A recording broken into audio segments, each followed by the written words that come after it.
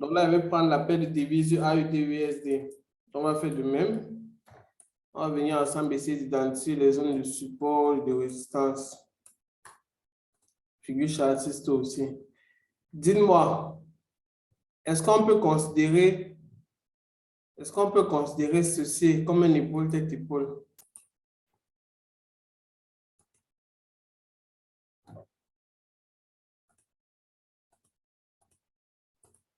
Est-ce qu'on peut considérer ça comme une épaule tête-épaule inversée?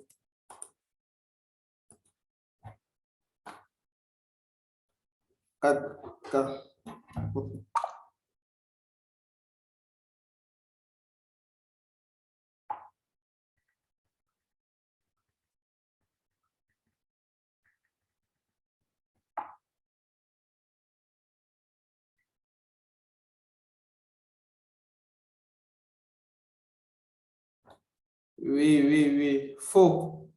On a dit l'épaule tête-épaule, c'est quoi? Épaule tête-épaule, c'est une figure de retournement. Et lorsque vous voyez ça, nous sommes dans une tendance haussière. Si on veut considérer ça comme une épaule tête-épaule, il faudrait que la tendance soit baissière. Donc, pourquoi on considère ça comme une épaule tête-épaule? Parce que là, si on veut considérer ça comme la première épaule, la tête et l'autre épaule, on devrait d'abord avoir un mouvement baissier comme ça. L'épaule qui vient se former peut-être quelque part là, dans la partie d'ici, l'épaule qui se forme quelque part là. Ensuite, on a la tête qui se forme là, disons là. L'autre épaule, ensuite, la cassure, le pullback et bim. Là, ce n'est pas une épaule tête-épaule parce que l'épaule tête-épaule est censée être, ce n'est pas un bon épaule tête-épaule en fait. Parce que l'épaule tête-épaule est censée être une figure de retournement. Donc, l'épaule tête-épaule est censée être une figure de retournement.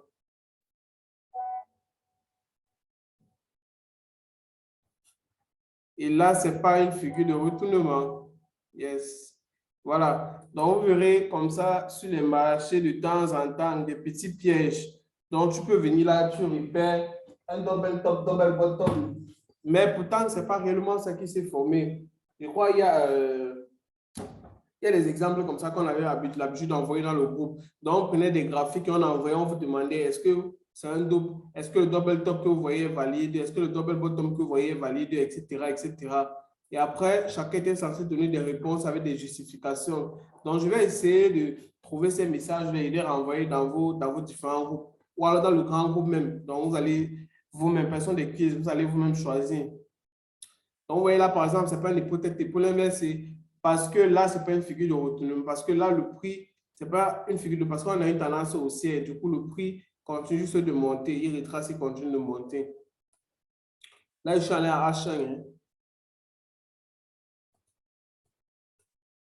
Non, là, je suis allé à H1. On va regarder aussi là. Qu'est-ce qu'on a ici?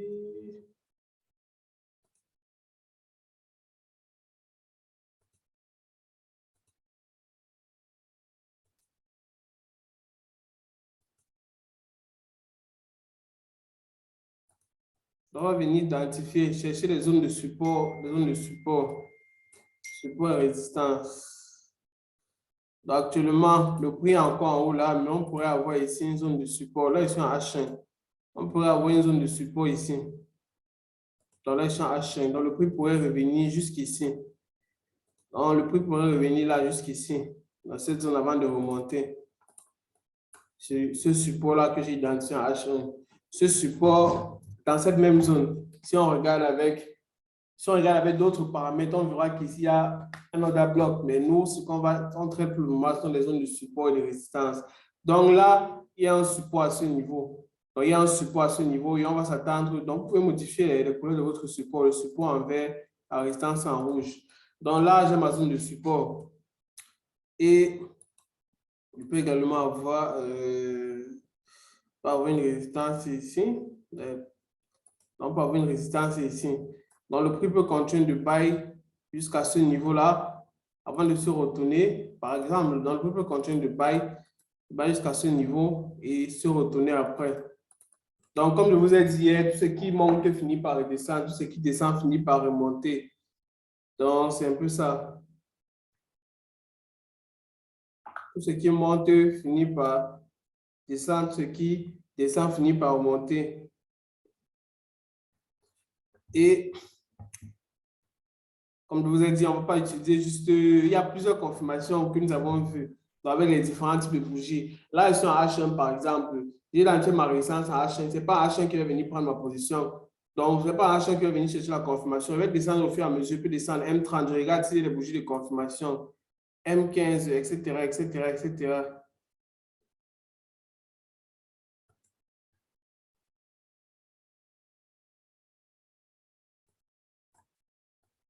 Voilà. Donc, ici également, on peut avoir... On a une résistance. Donc là, là également, on a notre résistance. Donc, je vais prendre le sommet là.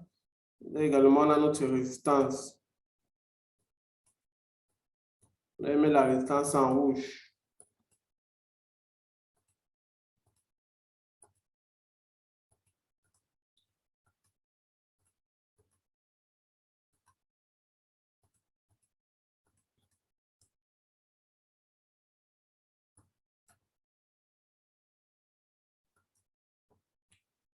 Voilà. Donc, vous voyez que même dans cette zone, je supprime ça. Si on revient, donc là, c'est pour la zone, c'est parce que le prix se trouve actuellement dans cette zone. C'est la raison pour laquelle j'identifie les zones de support et résistance dans cette zone. Donc, mais au fur et à mesure, je peux décider de rentrer. Donc là, on a notre trendline qui a déjà été cassée. Elle a déjà été cassée. Du coup, le prix a continué de chuter comme vous êtes en train de voir. Si je reviens là, on a également une résistance quelque part ici.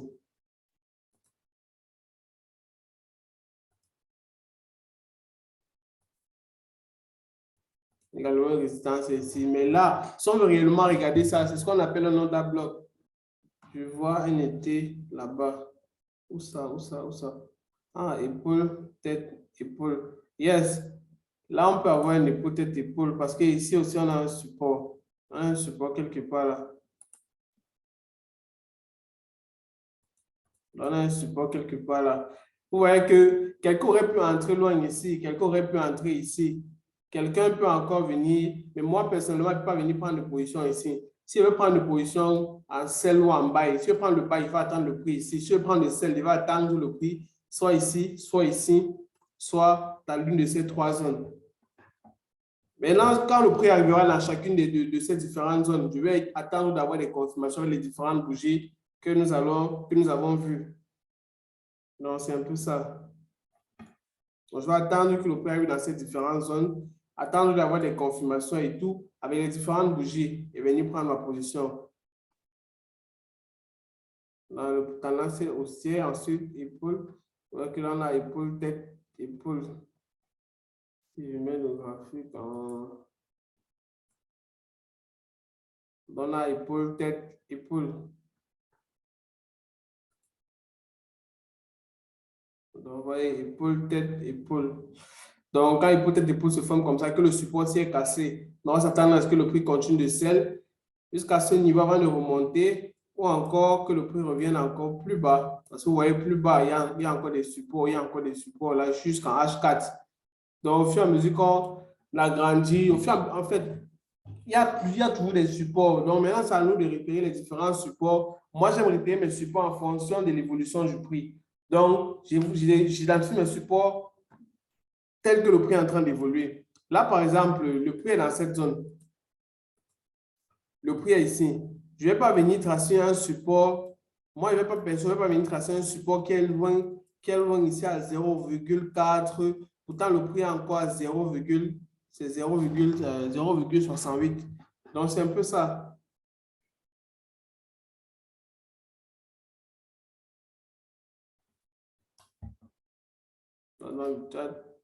Je vois un été, yes, je vois un été à gauche. Ouais. Quand tu dis attendre les bougies de confirmation, c'est pour entrer agressif. Non, entrer agressif, c'est-à-dire que le prix arrive sur mon support, j'entre directement. Attendre les confirmations avec les bougies, ça veut dire que le prix arrive là-bas, tu essayes de voir si tu as les différentes bougies de confirmation. Donc, les différentes bougies qu'on a vues, ça peut être les aramis, So, et le marteau, l'étoile filante, les 3 corbeaux noirs, 3 soldats blancs, etc., etc. Bref, les différents bougies que nous avons vus.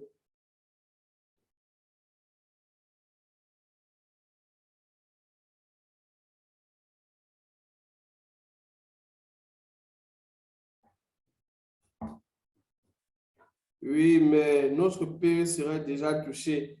Ah. OK. Tu attends le prix ici. Ton point d'entrée est censé être à ce niveau. Du coup, lorsque le prix arrive, tu attends d'avoir tes confirmations et avant de prendre ta position.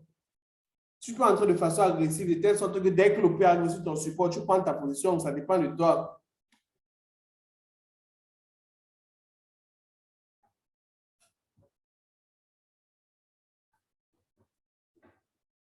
Oui, attends d'avoir des confirmations de prendre la position. Ne prends pas la position juste parce que tu attends d'avoir tes confirmations de prendre ta position. Si tu n'as pas de confirmation, tu ne prends pas ta position. Ah. Donc là, par exemple, voici une figure chartiste. Là, on était dans ce canal aussi, comme vous êtes en train de voir, qui a été cassé, que le prix est venu casser après. Donc, on était là.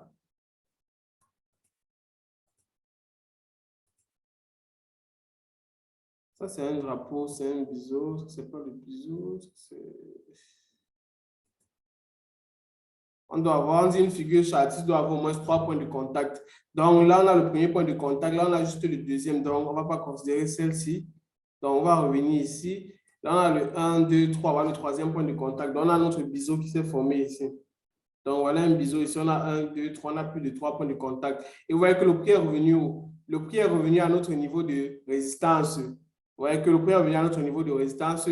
Ensuite, cassure, et le prix est encore revenu faire le pullback même sur la résistance, sur notre trendline qui nous sert de support, parce que ça, c'est le support, vous savez déjà. Donc, ça, c'est le support. Celui du haut, c'est la résistance. Donc, le prix est revenu là-bas dans cette zone pullback, et le voilà qui est redescendu. Donc, comme vous voyez, quelqu'un peut essayer de mettre son take profit quelque part ici, puisque là, on a un support. Donc, quelqu'un peut essayer de mettre son take profit ici, parce qu'on a le support. Vous voyez que le support là est venu ici, le prix a encore retesté pour une nouvelle fois, mais il a finalement été cassé. Donc, vous voyez qu'il a finalement été cassé.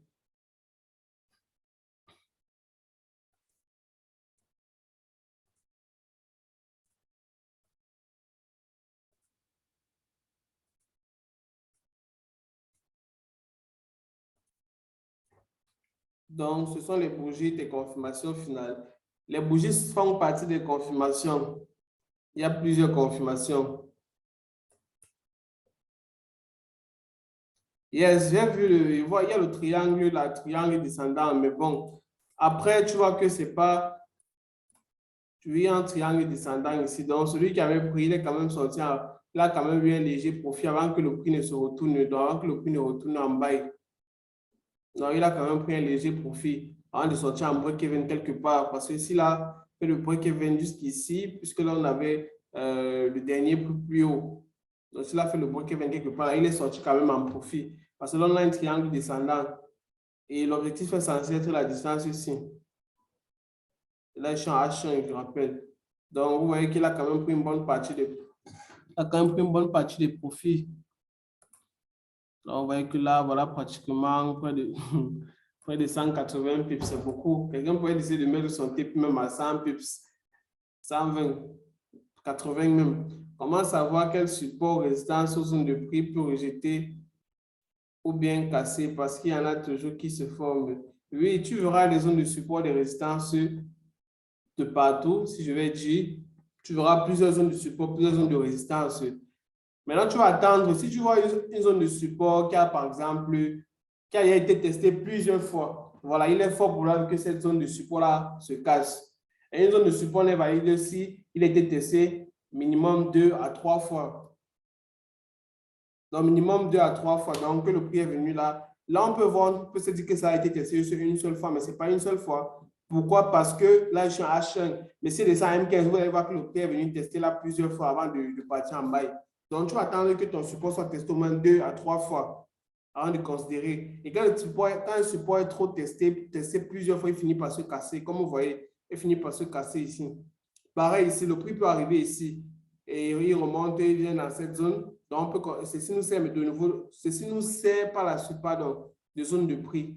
Donc, le prix peut faire ça. Le prix peut casser comme ceci. Il arrive à ce niveau et il redescend. Lorsqu'il va redescendre, il peut venir dans cette zone. Il fait croire aux gens qu'il va continuer de buy, mais plutôt il casse, il continue de sell pour venir encore chercher une autre zone de support. Il y a des zones de résistance majeures et des zones de résistance. Yes, c'est ça. Il y a des zones de résistance de support majeures. Donc, là, par exemple, je viens à H4. Je vais identifier, essayer d'identifier. Avant, moi, j'identifiais mes zones de support de résistance avec des lignes comme vous voyez là. Bon, les lignes que vous voyez sont des zones de support que j'avais identifiées, des zones de support résistance que j'avais identifiées. Donc, là, par exemple, je peux identifier ici. Voici je vais identifier. Voici une zone de support de résistance majeure, ça. Ici, voici une zone de résistance majeure, ici, parce que j'ai une résistance ici. Voici une zone de résistance majeure, ça. Voici une zone de support majeur, ici.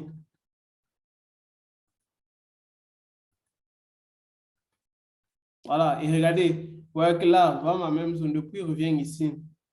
Et voilà qui redescend. Lorsqu'il redescend, même si on descend dans d'autres time frames, vous allez voir qu'on avait quelque part là un order block ou une zone de résistance. Donc, si moi je viens regarder en H4, en H4, en H4, j'ai un order block quelque part là. Donc, je vais essayer de regarder si c'est bel et bien là que le prix est arrivé avant de redescendre. Voilà. J'espère que c'est bien tracé. Voilà. Donc, je vais rallonger. Voilà. Ah non, le prix n'est pas arrivé dans cette zone. Le prix n'est pas arrivé. Le prix n'était pas arrivé. Là, je suis en H4, le prix n'est pas arrivé. Donc, on va par exemple les zones de résistance majeures, les zones de support majeures. Je vais faire quoi? Je vais venir là. Identifier aussi. Voilà les zones de support majeures. Dans les plus bas là. Les plus bas. Voilà les zones de support majeures. Là, je suis en H4. Tu peux également aller en daily. Avant, ce qu'elle faisait, c'est que dans le prochain live, on va voir ça. Donc, je venais, vous avez la possibilité de venir créer un dossier là. Donc, vous avez la possibilité de venir créer un dossier. Donc, vous pouvez venir là, vous créez un dossier. Donc, vous pouvez venir là, vous créez un dossier. Vous pouvez sélectionner. Donc, vous pouvez créer un dossier dans lequel vous allez mettre les supports et les résistances en M15, dans lequel vous allez mettre les supports et résistances en M5, en H4, etc., etc. Donc, vous pouvez créer plusieurs dossiers. Donc, ce que je vais faire, je crois qu'on a pu CTRL, voilà. Et tu cliques là sur nouveau dossier. Voilà le dossier qui est créé. Maintenant, je peux masquer. Quand je clique là, c'est pour masquer tout ça. Mais vous voyez qu'il y a d'autres trucs qui sont affichés. Lorsque j'affiche, donc, vous avez la possibilité de créer vos zones de support, vos zones de résistance en M15, en H4, en daily, etc. Dans tous les temps, maintenant, tout ce que je viens faire après, c'est créer les différents dossiers. Donc, je vais sélectionner quoi d'autre? Je vais sélectionner ça, je vais créer un nouveau dossier. Donc, je sélectionne, je peux créer un dossier, je nomme le dossier. Donc, je peux écrire le dossier. Je peux écrire le nom du dossier, support et résistance en H4. Donc, c'est ça. Donc, par la suite, on va voir cela. Retenez bien que je n'ai pas vu comment tu as créé. Tu cliques ici. Tu viens cliquer là. En fait, tout ce que tu vois là, c'est parce que j'ai déjà ajouté plein de trucs sur le graphique. Mais si je veux supprimer, je clique juste là, je supprime. Maintenant, au fur et à mesure que tu vas ajouter, tu peux ajouter ça. Donc, comme j'ai ajouté ça, je ne sais pas à quoi est-ce que ça correspond ici. Voilà, je crois que ça correspond à ça. Voilà. Ceci, voilà, ça correspond à ça. Du coup, je peux venir là, je sélectionne ça, par exemple ça. Ça, je décide de créer un nouveau dossier. Créer un dossier. Je viens là et clique pour nommer le dossier. Je dis par la suite, on verra ça dans un autre live. Et déjà, retenez que les zones de support, résistance, tout ce que j'explique là, ça va nous servir à une seule chose par la suite. Apprendre à identifier la liquidité. Donc maintenant, pour reconnaître, vous n'allez pas pouvoir identifier la liquidité sur le marché si vous ne savez pas comment identifier les zones de support, zones de résistance, les trendlines et tout ça. Raison pour laquelle on passe par cette étape. Parce que par la suite, on va voir autre chose. Raison pour laquelle nous sommes en train de voir comment identifier tout ceci, les zones de support, résistance, etc. Parce que par la suite, vous allez voir que c'est d'autres éléments que nous allons utiliser pour décider de prendre nos positions. En plus de ces zones de support, ces zones de résistance, les trendlines, figures chartistes, etc. Pendant que quelqu'un vient tracer le triangle loin ici pour prendre son sel. Quelqu'un d'autre est entré depuis ici parce qu'il a identifié un order bloc. l'imbalance avait été comblée, etc. Et lui, il est rentré en selle. Du coup, le prix ne fait qu'évoluer. Lui fait seulement les boîtes qui viennent à chaque fois. Pourtant, regardez, pourtant, celui-là qui est venu entrer ici, lui, il y a plus de risques que son SL soit hit. Mais celui-là qui était entré depuis, lui, il est fortement en profit. Maintenant, celui qui va venir entrer loin ici. Bref, vous allez voir ça par la suite. On va voir ça par la suite. L'objectif, c'est d'apprendre à identifier les zones de support, résistance, les traînants, les figures châtiées, tout ça sur les graphiques. Comment c'est qu'une zone est majeure ou mineure? Une zone est majeure ou mineure, par exemple, quand il parle d'un grand time frame, les zones de support résistance que tu identifies dans les grands time frames sont des zones de support résistance majeures. Dans les petits time frames, ce sont des zones mineures. Comment bien tracer ces supports résistance et traînants? Parce que c'est mal tracé. Parce que quand c'est mal tracé, ça donne une fausse information. Ce n'est pas moi de te montrer comment tracer. Ce n'est pas moi de te dire comment. Je ne sais pas si j'ai bien compris ta question. Là, je suis en train de montrer comment on les trace. Dans le document aussi, c'est expliqué à quel niveau est-ce qu'on est censé mettre les zones de support et de résistance. Là, je trace mes résistances en fonction des plus hauts. Je trace mes supports en fonction des plus bas. Et à chaque niveau, j'essaie d'identifier mes zones de support, résistance. Et lorsque le prix va arriver, je saurai maintenant quoi faire. Donc, je vais attendre le prix dans mes différentes zones et attendre les confirmations pour venir prendre ma position. Donc, lorsque le prix va arriver sur un support, par exemple, que j'ai identifié, je ne vais pas décider d'entrer directement. Je vais attendre d'avoir des confirmations avant de venir prendre ma position parce que le prix peut arriver, ça casse plutôt mon support. Donc, tous les éléments que j'attendais prendre ma position, s'ils ne sont pas réunis, ma zone de résistance ou de support pourrait être cassée. Et là, ça ne serait pas un support de résistance valide. Donc, off.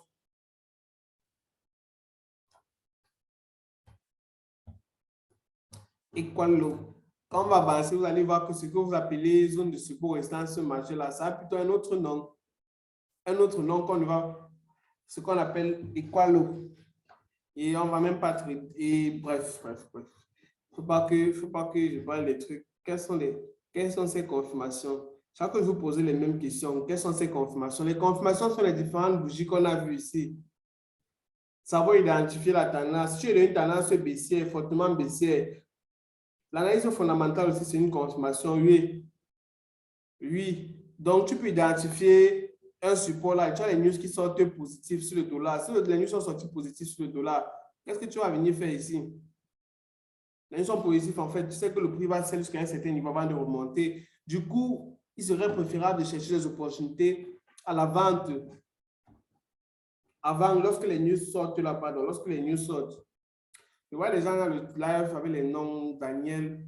Mettez vos noms comme vous m'avez envoyé. Lorsque vous avez du mal, envoyez-moi vos noms et prénoms. Parce que les noms que je ne connais pas, je vais vous retirer du live. Sorry. Voilà. Donc, c'est un peu ça. Les gens ne se connectent plus parce qu'ils attendent les enregistrements. Voilà. Donc là, qu'est-ce qu'on a ici? Là, on a un drapeau qui a une figure de continuation. Donc là, il a fait notre drapeau. Le prix est venu casser là. Il a fait le pullback. Donc le prix est venu casser là, il a fait le pullback. Le voilà qui a continué de buy. Donc il a continué de buy.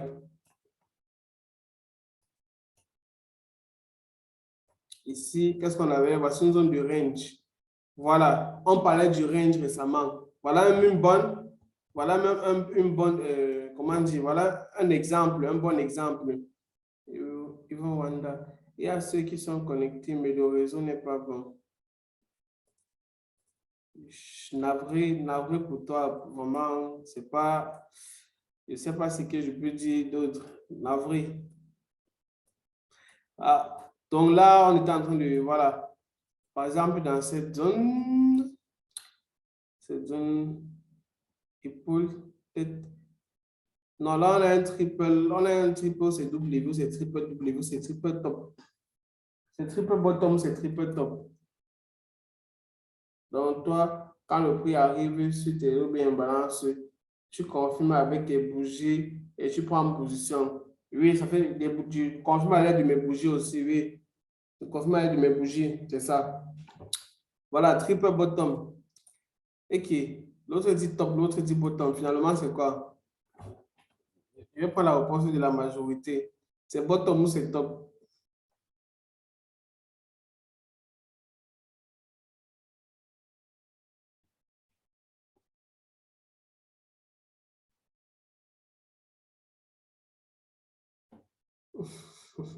OK, bottom, bottom. Là, on a un triple bottom. 1, 2, 3. Donc, quelqu'un peut décider de venir prendre son bail quelque part là. Donc, prendre son bail après la cassure, pullback. Donc, 1, 2, 3. Quelqu'un peut décider de venir prendre son bail là. Ou alors, regardez, quelqu'un d'autre est venu prendre le bail. Quelqu'un d'autre va. On peut voir également épaule, tête, épaule. On peut connaître ça comme l'épaule, tête, épaule parce qu'on a l'épaule, on a la tête, on a l'autre épaule.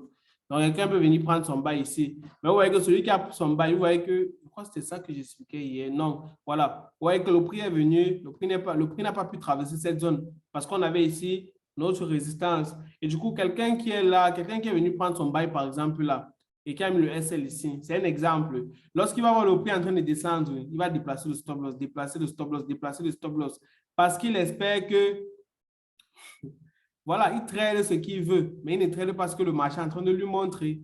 Là, le prix est en train de descendre. Là, tu as mis ton stop loss, tu déplaces pourquoi? Laisse ton stop loss. S'il faille que ton stop loss soit touché, laisse tout simplement que ton SL soit touché. Pourquoi tu déplaces? Parce qu'au fur et à mesure que tu es en train de déplacer, c'est comme ça que tu loupes une opportunité. Parce qu'à ce niveau-là, par exemple, moi, je vois ici un order bloc, par exemple, et le prix arrive net à mon niveau sur mon order bloc. Donc, lorsque le prix arrive sur mon order bloc, je vais descendre dans d'autres time frames, regarder si j'ai l'accumulation, la distribution. Parce que là, c'est la distribution. Donc, bref, le prix est arrivé d'Amazon ici. Lorsqu'on regarde, vous voyez qu'on a une figure chartiste. On a notre trendline qui nous servait de support qui a été cassé ici. Et le prix qui revient, mais encore fait le pullback. Donc, le prix revient, fait le pullback. Vous voyez comment il continue de descendre. Donc, quelqu'un peut rater ici une opportunité parce que, vous voyez que quelqu'un peut rater ici une opportunité parce qu'il, vous voyez que le TP, il y avait le premier TP ici, le deuxième TP, avant la prochaine zone ici. Donc, comme vous voyez, avant la prochaine zone, mais seulement le TP, il y avait la 1, 2, peut-être c'était le troisième TP, je ne sais plus. Donc, il y a 7 TP qui ont été, mais le dernier TP n'avait pas été touché parce que le prix n'a pas pu traverser notre order bloc ou encore notre zone de résistance qu'il y avait ici. Donc, vous voyez que l'on avait notre trendline qu'on a identifié ici. Le prix n'a pas pu casser notre trendline ici. Le prix a cassé, pardon. Et voilà une opportunité que quelqu'un aurait ratée parce que dans sa tête, il s'est dit que le prix va continuer de monter parce qu'il a identifié, voilà. Je peux pas, moi, par exemple, je ne peux pas venir buy, même si j'identifie un support ici. Quelqu'un m'a dit qu'il identifie un support ici, vous voyez. Et là, j'ai une résistance. J'ai un order bloc. Je ne peux pas venir buy ici. Et là, je vois que j'ai un double top même. En plus de ça, j'ai un double top qui s'est formé ici. Et j'ai ma trendline qui est cassée. Il y a le pullback. J'ai mon double top qui se forme en même temps à ce niveau. Quelqu'un d'autre qui n'est pas en train de voir ça comme nous sommes en train de voir. Ah non, ce n'est pas un double top. C'est un double top, pardon, oui, c'est un double top. Parce que, comme j'expliquais tout à l'heure, vous voyez que c'est une figure de retournement. Voilà, vous voyez que là, maintenant, on a une figure de retournement. Parce qu'on a le prix qui fait quoi? Vous voyez que là, maintenant, on a une figure de retournement. Le prix fait quoi? Le prix monte dans une phase haussière. Ensuite, on a ce retournement lorsque le double top se forme. Ensuite, cassure, pullback. Vous voyez comment le prix a fait que celle. Vous voyez comment le prix est descendu, descendu, descendu, descendu. Qui continue de descendre d'ailleurs jusqu'à un certain niveau. Bref, on voit comment le prix a scellé jusqu'à un certain niveau. Parce qu'ici, on avait un support. Dans cette zone-là, on a un support quelque part ici. Donc, vous voyez que celui qui a mis son TP à ce niveau de support-là, son TP aurait été hit. Donc, on a déjà agrandi. Donc, on est ici. On a identifié le double top. On a identifié ici notre résistance. Le prix n'a pas pu casser cette zone. Et moi, je vois également ici un order bloc. Donc, lorsque je le rallonge, le prix n'a pas pu traverser ces deux zones. Maintenant, vous savez que vous tradez les figures chartistes. Là, vous voyez quoi? Vous voyez votre double top. OK, vous voyez le support au niveau de votre double top là. Double top en train de se former. Celui-là qui ne voit pas va venir buy lorsque le prix va venir ici, il va venir acheter. Parce qu'il va se dire que là, j'ai un support. Mais je ne peux pas acheter. Ça n'a pas de sens de venir acheter. Je vais mettre le TPO. J'ai la résistance ici. Si j'achète ici, ça n'a pas de sens. Si je vais acheter, je vais chercher de bonnes opportunités. Par exemple, là, je peux dire que j'ai acheté ici parce que c'est que je peux placer mon TP loin parce que la résistance est éloignée de mon point d'entrée. Si quelqu'un vient acheter ici, entre nous, que tu viens, tu prends ton bail ici, ok, tu as pris ton bail, tu vas mettre le TPO au-dessus de la résistance. Pourtant, tu sais que ta résistance n'est pas facile à être cassée. Tu vas mettre le TPO ici, à combien de pips? Tu vas mettre le TP ici à 20 pips pour risquer combien? Ça n'a pas de sens. Pour risquer combien? Pour risquer 20 pips, ça n'a pas de sens. On ne peut pas risquer 100 francs pour venir gagner 100 francs. Ça n'a pas de sens. Donc, c'est un peu ça. Celui-là qui ne voit pas toutes ces configurations, c'est comme ça qu'il sera dans l'indep. Vous voyez que l'on a le double top. On a notre support qui se casse ici. On a notre trendline qui est cassé, pour casser, pullback, etc. Ça, ce sont des confirmations pour moi, grâce à ma stratégie qui me permet de dire que oui, si j'ai pour ma position en celle ci, je peux la conserver. Au fur et à mesure que le prix évolue, je dis que je peux la conserver. Parce qu'ici également, on a cette zone de, on a ce support-là. On a ici un support qui a été cassé. Donc, on a un support ici qui a été cassé. Ensuite, le pullback, le prix continue de sell. Donc, vous voyez que celui-là qui vient entrer de façon agressive, vous voyez que le prix est venu. On va toujours attendre la clôture de la bougie. Voilà. Lorsque le prix, ne dites pas que attendez le prix, la dernière bougie se clôture. Donc, comme la bougie est en train de faire ce qu'elle est en train de faire là, vous voyez que celui qui est venu entrer, vous voyez que le prix n'a même pas encore touché. Vous voyez que celui qui est venu entrer sur cette bougie-ci, lorsque ça s'est arrivé à ce niveau, parce que forcément, elle n'est pas devenue rouge comme ça. On a d'abord feinté les gens comme si ils voulaient buy. Nous, on va attendre la clôture de cette bougie, la clôture. Le prix a clôturé en dessous du support. Donc, le support aussi est cassé. Donc, le support n'existe plus, il est cassé. Vous voyez qu'après, le prix revient faire le pullback. Le prix continue de sell. Le prix continue de sell jusqu'ici. Donc, on a de plus en plus de plus bas. De plus en plus de plus bas. De plus en plus de plus bas. Le plus bas, ça a été cassé. Le prix continue de sell. Le plus bas, ça a été cassé. Le prix continue de sell. Le plus bas a été cassé, cassé. Cassé. Après, on a le plus haut, précédent plus haut, les précédents plus hauts là qui ont été cassés. On peut revient jusqu'à un certain niveau de redescendre. Bref, donc ce qui nous concerne, c'est cette zone. Donc, si je viens là, j'ai ici, j'ai quoi ici? J'ai ici un biseau, oui. Day trading, c'est le scalping ou en swing? Day trading, ça c'est le day trading. Le scalping, le swing par exemple, voici par exemple une opportunité en swing. Non, je ne vais pas venir là-bas. La première position que je vais vous montrer là, voici par exemple une position en swing. Le dernier support que j'ai tracé, un support loin en bas là où je disais j'attends le prix pour venir buy. Voici par exemple une opportunité en swing. C'est-à-dire le prix arrive ici, j'achète ici. Donc le prix arrive ici, j'achète pour venir le clôturer peut-être quelque part là à 560 pips. Là par exemple c'est une opportunité en swing. Ou encore là à 350 pips, ça c'est le swing. 450 pips, c'est le swing. Donc ma position va tourner sur plusieurs jours parce que le prix ne va pas monter directement, ça va pas aller faire 360 pips en une journée. Le max, on sait que c'est sur GBP, USD, Euro, USD, on peut voir les 150 pips en une journée. Mais sur les autres là, ce n'est pas très possible. C'est pas très possible.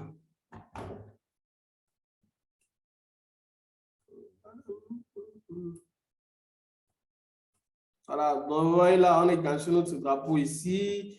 Cassé de notre drapeau pullback. Vous voyez comment on a eu notre buy, le prix qui a buy. Le TP, on était censé le mettre ici. Vous voyez que le TP, il a été hit. Lorsque le prix arrive ici, vous voyez ce qu'on a. Vous voyez qu'ici également, on a une consolidation. La résistance a été cassée. Voilà. Vous voyez que la résistance qui a ici a été cassée. Voilà le pullback. Bim, le prix continue de monter. Parce qu'ici, on a une résistance, elle a été cassée. Dans le pullback, cassé, pullback, le prix continue de monter. Comment identifier un order block? J'ai dit, ce n'est pas l'objectif du live. Je ne vais pas vous montrer comment les identifier parce que ce n'est pas l'objectif du live. Tu connais déjà identifier les zones de support, résistance, figure chassée, tout ce qu'on a vu. Si oui, est-ce que c'est déjà bon? Toi qui as posé la question. Donc là, on a une résistance. Vous voyez que là, on a un range. On a la consolidation ici. Quelqu'un va venir voir ça comme un W, mais ce n'est pas un W. Ça, ce n'est pas un W. Parce que vous voyez que nous sommes dans une phase haussière. Plutôt, par contre, ici, on a un W. Par contre, là, on a un W. Celui qui posait sa question, est-ce que tu connais déjà tout ce qu'on a vu là? Ici, on a une consolidation, cassure de la résistance, pullback, voyez comment le prix continue de buy. Donc, encore une fois, c'est une opportunité pour quelqu'un de venir prendre ici. Le stop loss quelque part là. Le TP proche. Vous voyez qu'il y a cette trendline que j'ai identifiée, la trendline ici, il y a la résistance. Donc, quelqu'un pourrait décider de mettre son TP non loin, soit sur la résistance, soit à côté de la résistance ou sur la trendline. Bref, les deux coïncident. Donc, si quelqu'un avait fait ça, vous voyez que là, son TP aurait été hit. Quelqu'un avait par exemple pris cette position. Ou encore, cette position. On a eu quoi? On a eu la cassure de notre résistance. Ensuite, le prix continue de buy. Le genre de bougie, si vous savez que le genre de bougie sort quand les news sont sortis. Donc, parce qu'une résistance majeure, par exemple, qui a été cassée, on vient récupérer l'argent des gens. Vous voyez que là, on a quoi? On a un triangle ici. Voilà un triangle. Voilà également un triangle. Donc, regardez, là, on a un triangle. On a également, vous voyez qu'on a quoi ici? On a, ça, c'est pas un W, ça, c'est pas un W. Ça, c'est pas un W valide. Là, on a, pardon, là, on a notre triangle symétrique qui s'est formé là-bas. Donc, voilà un triangle, voilà notre triangle, triangle ascendant. Donc, voici notre triangle. Donc, il a qu'à suivre le haut, bim, le bail. Ça fait combien de pips là? Donc, quelqu'un qui a pris sa